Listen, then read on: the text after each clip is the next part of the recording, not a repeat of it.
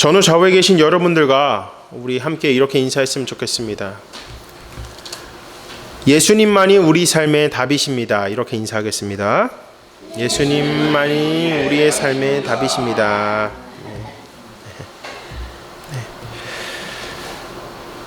소매치기 생활을 하던 두 청년이 있었습니다. 하루는 교회 앞을 지나는데 한 청년이 문득 마음에 찔림이 있었습니다. 그래서 그는 교회 안으로 들어가서 예배를 드리고 싶었습니다. 그래서 자기와 함께 있던 한 청년에게 교회 가서 예배 드리자라고 권유합니다. 근데 이 친구는 거절했습니다. 결국 그 찔림이 있었던 청년은 교회에 가서 예배를 드렸고 또 다른 청년은 그냥 지나쳐 버렸습니다. 그로부터 20년이란 세월이 흘렀습니다. 너무나도 궁금하지 않습니까? 이 두 청년의 삶이. 두 청년 중에 교회에 들어가기를 거절하고 자신의 길로만 걸어갔던 사람은 중범죄를 짓고 오랫동안 교도소에 투옥하게 됩니다. 어느 날 그가 있던 교도소 안으로 바깥 세상의 소식이 들려왔습니다. 그 내용은 미국의 신임 대통령 취임에 관련된 뉴스였습니다. 이 교도소에 수감되어 있던 이 청년은 대통령 취임 소식을 듣던 중에 눈시울이 붉어집니다. 왜 눈시울이 붉어졌을까요? 미국의 신임 대통령으로 취임하던 사람이 과거에 그의 소매치기의 동료였던 20대 대통령 제임스 가필드였습니다. 한 사람은 양심의 소리에 귀를 기울이고 하나님 앞에 나아가서 놀라운 변화를 맞이합니다. 교회 가서 예배를 드림으로 예수님을 영접함으로 그 삶이 송두리째 변화된 것입니다. 다른 한 사람은 이 회개의 기회를 차버리고 결국 무기수로 살 수밖에 없는 안타까운 현실에 직면하게 되었습니다. 저는 이 스토리를 보면서 주님께로 돌아오는 자에게는 주님의 긍휼이 한량없이 임합니다. 하지만 주님께서 돌아오라고, 주님께서 오라고 하시는 그 말씀 앞에 거절하고 다른 길로 걸어가는 자의 삶은 하나님의 심판에 직면하게 된다는 것입니다. 결국 이 가필드 대통령의 삶의 답, 그 사람의 인생의 길도 예수 그리스도를 통해서 찾았음을 우리가 볼 수 있습니다. 결국 그에게는 그 찔림이 있었습니다. 저는 그 찔림이 거룩한 찔림이라고 믿습니다. 그 거룩한 찔림을 통해서 그가 예수님을 믿음으로 그가 이제는 죄에서 남을 받았고 구원을 받았고 그 삶이 온전히 변화되어 한 나라를 다스리는 지도자로서 세워지게 된 것입니다. 주님께로 돌아오고 주님의 인도하심대로 사는 것이 우리 삶의 유일한 해답임을 믿으시기 바랍니다. 오늘 본문 말씀 이사야 55장은 초청장으로 알려져 있습니다. 저와 여러분이 아시다시피 고린도전서 13장은 어떤 장이죠? 사랑장이죠. 그 히브리서 11장은 어떤 장이죠? 믿음장입니다. 그리고 이사야 55장은 초청장입니다. 왜냐하면 하나님께서 지금 부르고 계시거든요. 그래서 55장 1절부터 5절까지의 말씀을 보시면 이스라엘 백성들을 부르시는 하나님의 초청이 있고 6절부터 13절까지의 말씀을 보면 열방을 향한 하나님의 초청으로 기록되어져 있습니다. 근데 이 공통적으로 하나님께서 말씀하시는 것이 있어요. 찾으라, 부르라, 목마른 자들아 나아오라. 하나님께서 끝까지 인내하시고 노하기를 더디하시면서 기다리시는 하나님의 모습을 우리가 본문 말씀을 통해서 찾아볼 수 있습니다.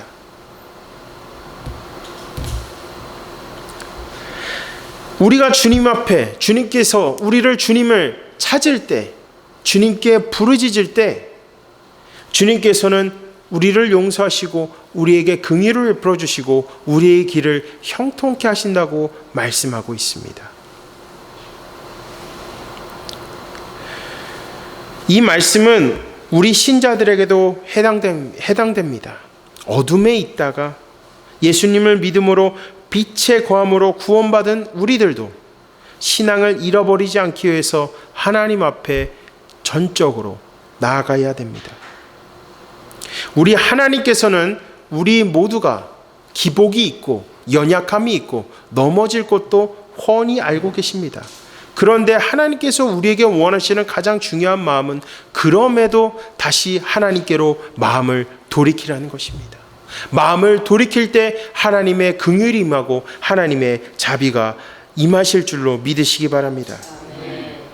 그래서 저는 이 55장 말씀을 통해서 이 하나님의 초청에 대해서 우리가 지금 이 순간에도 절실하게 깨달아야 하는 것은 우리 삶의 유일한 해답은 오직 예수 그리스도 한 분이라는 것입니다.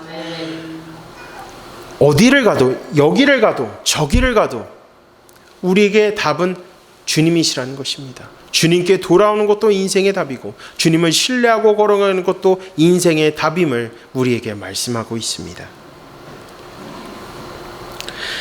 예수님께로 마음을 돌이킬 때, 예수님을 간절히 붙잡을 때 보이지 않던 길이 보이게 되고 분주한 마음이 주님의 기쁨과 평안과 평강으로 채워지고 있다는 것입니다. 사랑하는 성도 여러분, 지금 우리는 어떻습니까? 구원받은 것에서 안주하고 계십니까? 아니면 절실하게 주님을 사모하고 있습니까? 아니면 넘어졌음에도 다시 주님께로 마음을 돌이키고 있습니까? 저는 오늘 본문 말씀을 통해서 우리 삶의 유일한 해답 되시는 하나님을 우리가 놓지 않기 위해서, 그 하나님을 경험하기 위해서 필요한 세 가지를 여러분과 함께 살펴보길 원합니다. 첫 번째, 하나님을 찾아야 합니다. 본문 6절을 읽겠습니다. 너희는 여호와를 만날 만한 때에 찾으라. 가까이 계실 때에 그를 부르라. 아멘. 제가 여러분에게 한 가지 여쭤보겠습니다. 여호와를 만날 만한 때가 언제입니까? 여호와를 만날 만한 때, 내가 힘들 때, 내가 기쁠 때 언제일까요, 여러분? 바로 지금입니다. 여호와를 만날 만한 때가 지금이에요. 다른 때가 없어요. 다음이 없어요. 여호와를 만날 만한 때는 바로 지금입니다. 이것이 우리에게 가장 큰 기회고 은혜이고 특권이고 축복임을 믿으시기 바랍니다. 하나님이 우리와 가까이 함께 하고 계시다는 거예요. 가까이 계신 하나님을 찾을 때 하나님께서 어떻게 하신다고 들으신다는 겁니다. 본문 1절은 말씀합니다. 오호라 너희 목마른 자들아 물로 나오라. 돈 없는 자도 오라. 너희는 와서 사 먹되 돈 없이 값없이 와서 포도주와 젖을 사라. 여러분, 여기서 목마른 자들이 누굴까요? 물론 이스라엘 백성들일 수도 있겠지만 오늘 우리의 안에 삶의 컨텍스트에서 이 목마른 자들은 누구일까요? 저와 여러분입니다. 저와 여러분입니다. 목마른 자들이에요. 영적으로 갈급하고 간절함을 가진 우리가 하나님께 나올 때 하나님께서는 그 갈급함과 간절함을 은혜의 생명수로 채워주신다는 것입니다. 우리는 하루하루 시작을 하죠. 하나님의 은혜로 하루하루 시작하지만 매일마다 목말라 있어요. 여러분, 우리 매일마다 수분을 섭취하죠. 목마르지 않기 위해서 수분이 있어야 되죠. 이와 동일하게 우리가 예수님을 향해서 이러한 간절함을 갖고 주님 앞에 나아갈 때에 우리의 이 갈급함, 우리의 이 목마름을 주님께서 해결해 주신다는 것입니다. 이 포도주와 젖이라는 것은 구원의 은혜가 주는 풍성함, 그리고 다양한 축복을 우리에게 부어주신다는 것입니다. 하나님께서 부어주시는 이 축복과 은혜는 그 어떤 것과도 비교할 수 없습니다. 아주 최고의 퀄리티입니다. 세상에서도 찾아볼 수가 없습니다. 세상은 일시적이죠. 하지만 우리 하나님께서 부어주시는 그 축복과 은혜는 무한하다는 것입니다. 제한이 없으십니다. 그 하나님 앞에 나아갈 때 무한하신 하나님의 사랑, 무한하신 하나님의 은혜를 우리가 경험할 줄로 믿으시기 바랍니다. 우리가 살아서 숨쉬고 있는 모든 순간이 하나님을 만날 수 있는 귀한 기회의 시간입니다. 저는 우리 성도님들을 보면서 늘 기쁘고 감사한 것은 바쁜 일상 가운데서도 한 가지 절대 타협하지 않는 것이 있다면 주님과의 시간이에요. 바쁜 하루 가운데서 제일 먼저 주님의 전에 나와서 주님 앞에 예배를 드림으로 하루의 삶을 주님 앞에 먼저 올려드리고 있지 않습니까? 저는 그 모습을 보면 우리 하나님께서 제일 기뻐하실 것으로 믿습니다. 그리고 그 모습을 보면서 저 또한 힘이 너무나도 넘쳐나고 있습니다.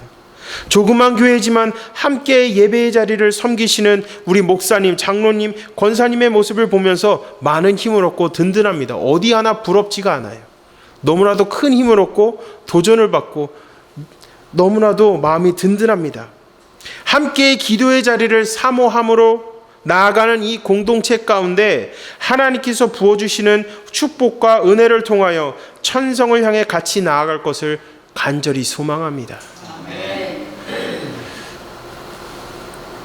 성경 통독을 하면서 우리가 조그만 나눔을 했어요. 나눔을 했는데 장로님께서 하신 말씀 중에 고난이 유익이다라는 말씀을 하셨어요.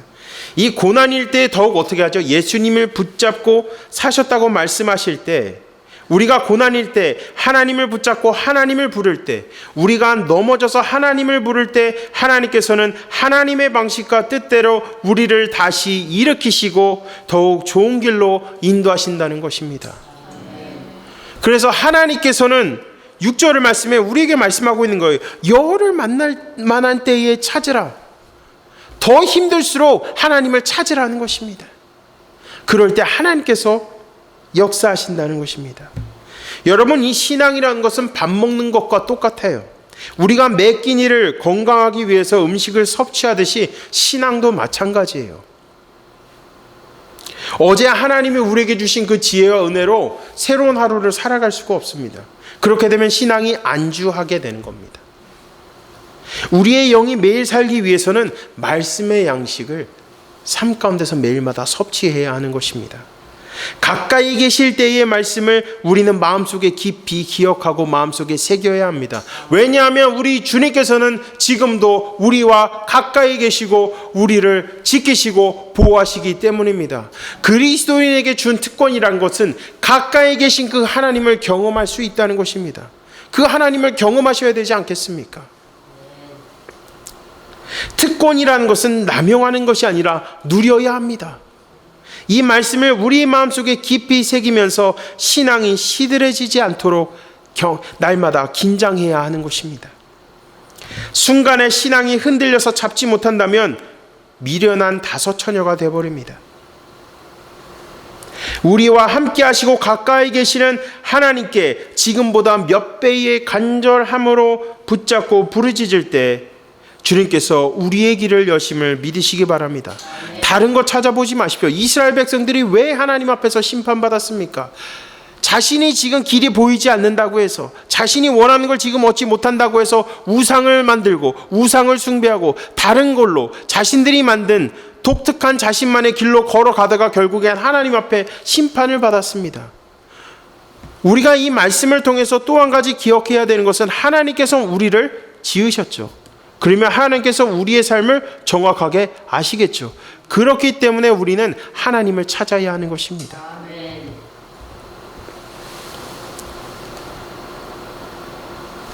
우리 공동체가 가까이 계시는 하나님을 붙잡고 서로를 위해서 기도할 때 이 험난한 시대를 살아갈 수 있는 힘이 생깁니다. 그리고 기도 가운데서 역사하시는 하나님의 역사를 함께 경험할 수 있음을 믿으시기를 주님의 이름으로 간절히 축원합니다. 첫 번째는 하나님을 찾아야 합니다. 두 번째는 하나님께로 돌아와야 합니다. 본문 7절을 읽겠습니다.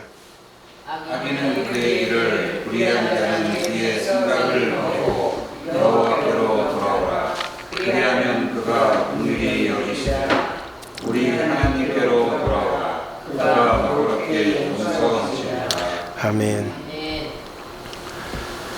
여러분, 이 회개는 어떤 걸 의미할까요? 회개. 쉽게 설명드리면 하나님께로 마음 돌이키는 거예요. 하나님께로 마음을 돌이키는 겁니다. 회개를 통해서 우리 안에 가득 차 있던 이 죄성을 하나님의 은혜로 다시 채우는 것입니다. 근데 가장 중요한 것은 입술로만 이루어진 회개가 삶 속의 결단으로 드러나야 합니다. 제가 THM을 공부할 때 교수님께서 한 가지를 딱 말씀하시더라고요. 설교 중에. 하나님께 회개를 올려드릴 때 우리가 가장 생각해야 하는 것은 하나님께서 우리의 회개를 받아주시고 용서해 주셔도 세상은 우리를 향해서 손가락질을 할 수 있다는 것입니다. 이 말인즉슨 하나님 앞에 회개를 했다고 해서 끝나는 것이 아니라는 것입니다. 예를 들어서 우리가 주변 이웃들에게 덕이 되지 않고 본을 보이지 않는 모습을 보여서 상처를 줬다면 하나님 앞에 회개함과 동시에 그 지체에게도 나아가서 용서를 구하고 삶 속에서 그것을 우리가 증명해야 한다는 것입니다. 우리가 하나님 앞에 회개했다면 그 회개를 삶 속에서 증명해야 하는 것입니다. 근데 입술로만 회개하고 끝났다면 교수님께서는 이렇게 말씀하시더라고요. 기독교의 무례함이다. 이렇게 말씀하시더라고요. 그래서 교수님께서 이와 관련해서 한 가지 조그만 페이퍼를 쓰라고 말씀하셨는데, 하나님께서는 오늘도 우리에게 징계를 하고 계신가에 대한 페이퍼를 적으라고 했습니다. 그래서 저는 이렇게 적은 것 같아요. 우리가 하나님께 회개하고 하나님께서 용서하셨다 하더라도 세상이 우리를 향해서 손가락질을 한다면 우리는 그 삶을 통해서 회개한 것을 증명해야 되고, 이 증명하는 과정을 모두 마치는 것이 징계라고 생각한다. 이렇게 글을 썼습니다.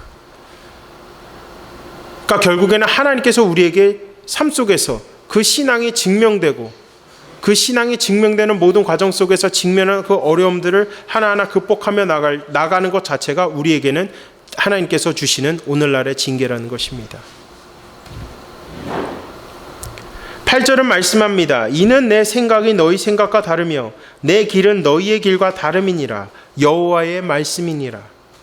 우리를 향해서 날라오는 손가락질을 점점 줄어들 때까지 우리가 말씀과 기도 안에서 우리의 삶을 철저히 숙고하고 돌아봄으로써 이전의 죄의 자리에서 다시 은혜의 자리로 옮긴 것에 합당한 삶을 살아야 함을 8절 말씀이 우리에게 주고 있는 것입니다.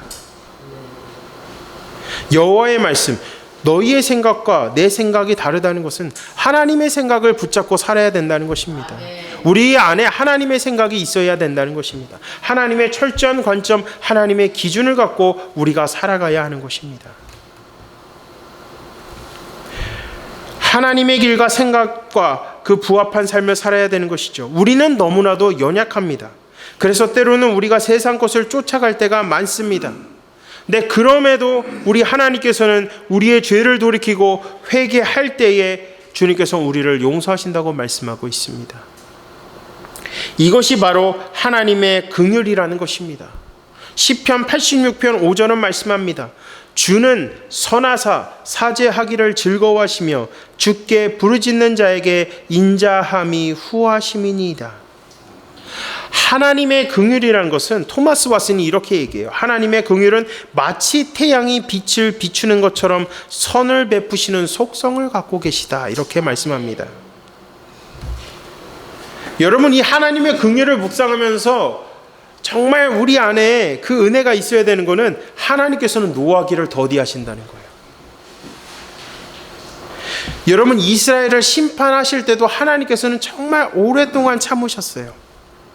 정말 오랫동안 참으셨습니다. 계속 우리가 돌아오기를 기다리시는 하나님의 긍휼을 묵상할수록 우리 안에 생기는 마음은 눈물로 우리의 죄됨을 회개하는 것입니다. 하나님의 긍휼을 맛본 자라면 우리가 다시 한번 하나님의 긍휼을 묵상할 때 우리의 죄됨을 회개하고 하나님께로 마음을 돌이키는 겁니다. 우리가 하나님께로 돌아가는 것도 우리 삶의 유일한 답입니다. 지금 우리의 신앙이 흔들리고 있습니까?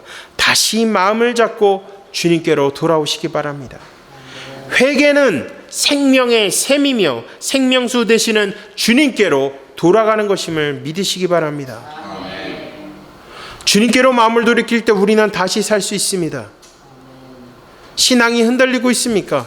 다시 마음을 붙잡으십시오. 가까이 계신 주님께 마음을 돌이키십시오. 그럴 때 우리는 살 수 있습니다. 두 번째는 하나님께로 돌이켜야 됩니다. 세 번째는 하나님의 인도하심을 신뢰해야 합니다. 본문 9절을 읽겠습니다. 이는 하늘이 땅보다 높음같이 내 길은 너희의 길보다 높으며 내 생각은 너희의 생각보다 높음이니라. 아멘. 여러분, 하나님의 생각이 우리의 생각보다 더욱더 높습니다. 아주 초월적이죠. Supernatural God, 초월적인 하나님. 우리가 보는 시야보다 하나님께서 보는 시야가 더욱더 넓습니다. 우리가 하나님의 뜻과 계획을 알기 위해서는 하나님께로 나아가야 됩니다. 하나님의 생각을 갖고 우리가 인내하면서 살아갈 때 우리는 비로소 결실을 맺을 수 있습니다. 10절과 11절은 말씀합니다. 이는 비와 눈이 하늘로부터 내려서 그리로 되돌아가지 아니하고 땅을 적셔서 소출이 나게 하며 싹이 나게 하여 파종하는 자에게는 종자를 주며 먹는 자에게는 양식을 줌과 같이 내 입에서 나가는 말도 이와 같이 헛되이 내게로 되돌아오지 아니하고 나의 기뻐하는 뜻을 이루며 내가 보낸 일에 형통함이니라. 이러한 역사가 여러분의 삶 가운데 일어나길 주님의 이름으로 간절히 축원합니다. 하나님을 온전히 믿고 인도하심을 따르는 자에게, 하나님의 말씀대로 살아가는 자에게 주어지는 축복은 형통과 기쁨과 평안입니다. 하나님의 말씀은 완벽합니다. 우리는 이 완벽하신 하나님의 말씀을 믿고 살아갈 때 우리가 생각하지 못한 길로 주님께서 인도하시고 오히려 그 길을 형통하게 하신다는 것입니다. 그래서 우리가 늘 기억해야 되는 것은 하나님께서 우리를 창조하셨지. 그러면 하나님께서 우리의 모든 삶의 계획과 뜻도 하나님께서는 다 갖고 계시기 때문에 그 하나님을 신뢰하고 인도해야 된다는 것이, 인도함을 받아야 한다는 것입니다.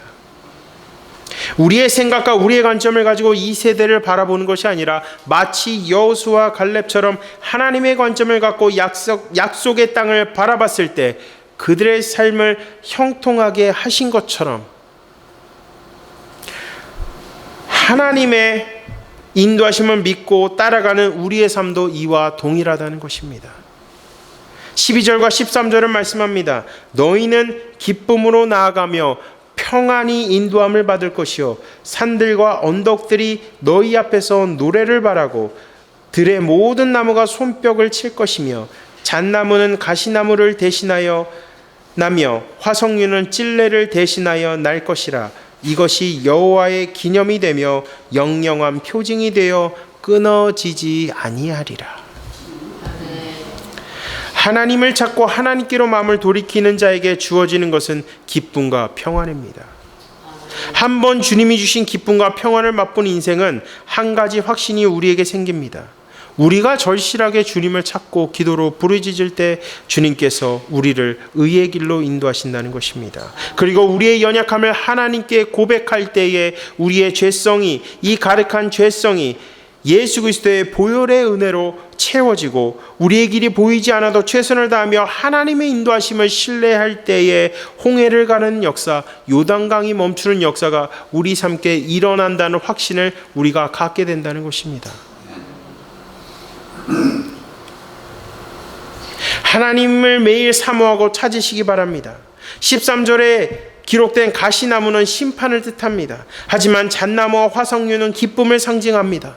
심판받을 수밖에 없었던 우리를 위해서 예수님께서 십자가에서 죽으심으로 우리는 구원을 받은과 동시에 예수 그리스도의 평강이 우리의 삶을 주장하는 축복된 삶을 살고 있고 이것이 우리 삶의 표징임을 믿으시기 바랍니다. 예수 그리스도의 보혈의 능력이 우리 안에 있기 때문에 이것이 우리 삶의 표징이라는 것입니다. 우리가 예수님을 찾고 예수님께로 나아갈 때 주님께서 우리를 인도하시고 우리와 함께 하신다는 그 기쁨의 표징은 우리가 구원받고 그 구원의 은혜를 붙잡고 살아가는 것, 그것이 거룩한 기쁨의 표징임을 믿으시기 바랍니다. 사랑하는 성도 여러분, 저는 가필드 대통령에 대한 이야기로 서론을 시작했습니다. 빛이 없었던 그의 삶에 찔림이 있었습니다. 이 찔림은 교회에 들어가서 예수님을 만나게 된 것입니다. 그리고 그는 이 거룩한 찔림을 통해서 교회에서 예배를 드리고 예수님을 믿음으로 그 후 그의 삶은 과거가 아닌 새로운 피조물로 거듭나게 됐습니다. 그 삶의 해답을 찾고 해답 되시는 예수님을 보면서 살아갔을 때 한 나라를 다스리는 지도자로 세워졌습니다.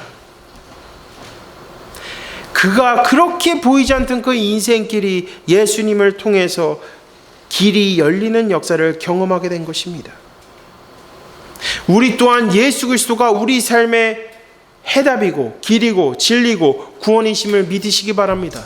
예수님밖에 답이 없습니다, 여러분. 예수님께로 마음을 돌이키는 것, 그리고 예수님의 뜻대로 살아가는 것이 우리 삶의 답입니다. 예수 그리스도의 은혜를 사모하고 구원을 누리며 오직 예수 그리스도의 삶 속에서 감사와 찬양으로 주님 앞에 그 삶의 예배를 올려드리며 형통과 기쁨과 평안이 가득한 한 주를 보내시기를 주님의 이름으로 간절히 축원합니다. 네. 우리 이 시간 가운데 다 같이 기도했으면 좋겠습니다.